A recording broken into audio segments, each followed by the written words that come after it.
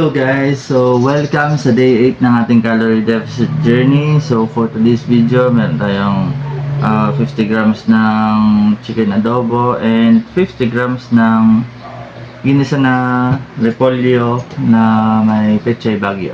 So tara guys, kain.